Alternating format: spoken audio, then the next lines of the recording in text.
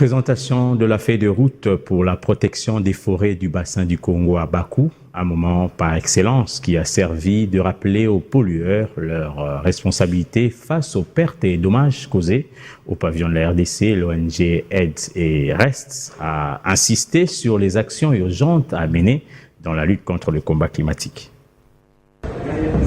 La grand-messe climatique de Bakou était alimentée par plusieurs matières sur le plan de l'adaptation, de l'atténuation et même de pertes et dommages. Tous ces différents axes étaient au menu des événements parallèles dans différents stands. Au pavillon de la République démocratique du Congo, l'ONG et REST a saisi l'occasion pour partager sa feuille de route pour la protection des forêts du bassin du Congo.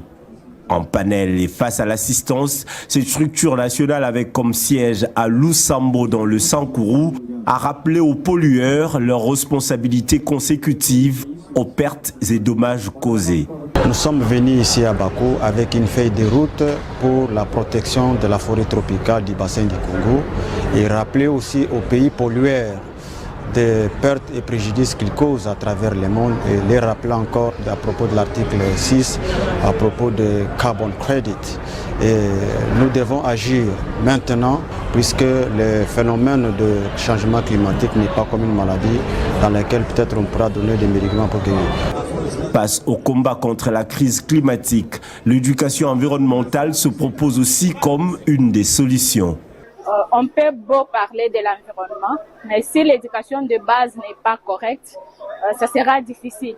Et surtout que nous, l'ADIS Congo, c'est au niveau national et le projet pilote, c'est au niveau des Sankourou.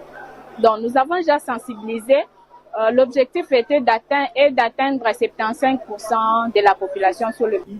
Un autre aspect important évoqué lors des discussions, c'est lui lié au financement de projets afin d'atteindre l'objectif zéro carbone. Présent aux assises, le Fonds vert a dévoilé les opportunités de financement offertes aux ONG. Les ONG ou les micro-entreprises, même les structures publiques, doivent développer des projets, des programmes bien clairs et bancables et des programmes qui s'alignent avec les priorités du pays, mais aussi avec les priorités stratégiques du Fonds vert. Il ne suffit pas seulement d'avoir un projet, mais il faut que ces projets soient alignés avec les priorités de notre pays en termes de changement climatique. Face à l'urgence climatique, les actions urgentes s'imposent afin de sauver des vies.